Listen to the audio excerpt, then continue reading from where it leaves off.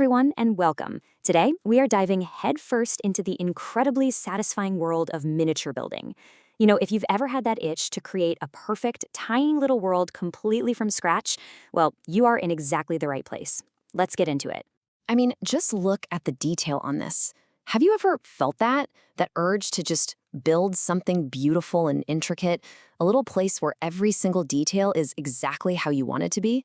Well, it's a feeling that a lot of people connected with recently. During the lockdown, this hobby just exploded. People everywhere were searching for a creative outlet, and they found it, building these amazing tiny homes. And that really gets to the heart of why people love this so much. I mean, think about it. In a world that can feel, pretty chaotic, miniatures give you this perfect little pocket of wonder and control. It's your world, and you make all the rules, right down to the wallpaper and the tiniest little teaspoon. Okay, so you're sold. You're ready to build your own miniature world. The very first step is getting your toolkit together. And don't worry, this is not as intimidating as it might sound. You really just need a few key things to get started and honestly, to make your life a whole lot easier. So here it is, your essential starter pack. A sharp craft knife, like an X-Acto, is non-negotiable for getting those clean cuts. Tweezers, they're gonna be your new best friend for placing all those tiny objects. Tacky glue is a fantastic all-purpose choice. And trust me, a self-healing mat will save both your table and your sanity. And listen, one of those tools deserves a serious warning. You gotta take it from Reddit user Verideville, who shared this painful but very true story. Always use a metal ruler. A sharp craft knife can slice right through a plastic one and, well, into your hand. So please learn from their 15 stitches and get a metal one. Seriously.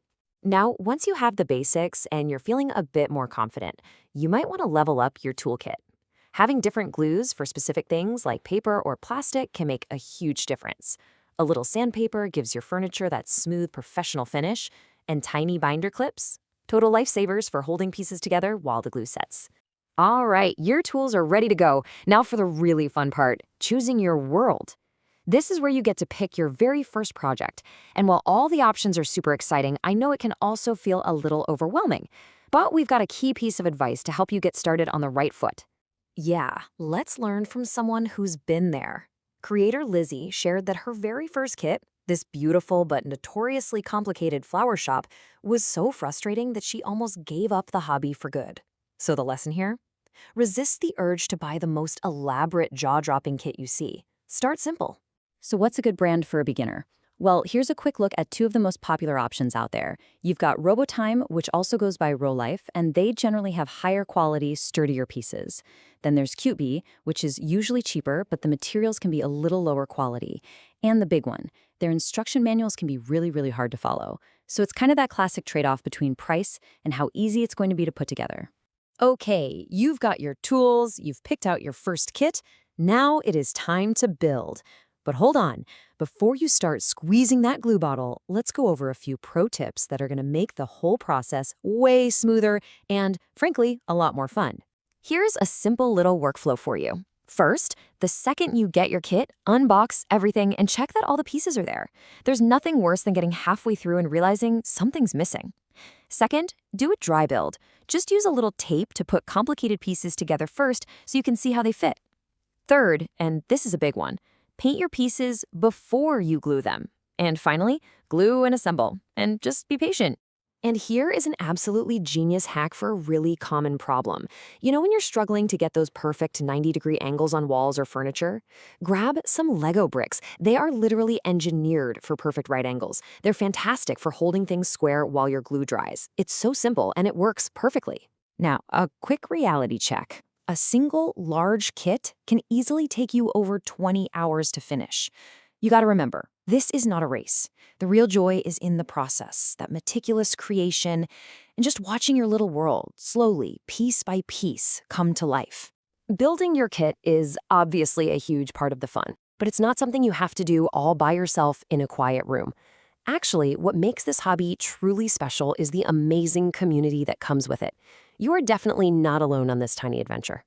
I love this quote from miniaturist Tanya Melendez. She said, "The community is just incredibly welcoming. It doesn't matter if you're a total beginner fumbling with tweezers or a seasoned pro. People are just there to cheer you on, give you tips, and celebrate what you've made." So, where do you find all these wonderful people? Well, Facebook groups are huge for this. Same with Reddit. Check out subreddits like r/miniatures and r/dollhouses. Instagram is, of course, amazing for visual inspiration, and YouTube is just packed with tutorials and build-alongs. There's a whole world of fellow builders out there just waiting to connect. And in the end, this is what it's all about, right? That amazing moment of pride and joy, arranging the tiny furniture in a world that you built with your own two hands. It's such a rewarding creative journey, both during the process and when you get to admire that beautiful final result. So, there you have it. You've got the tools, you've got the tips, and you know where to find the community. The only question left is, what world are you going to build? A cozy little bookstore? A sleek modern loft? Maybe a magical flower shop? The choice is all yours. Happy building!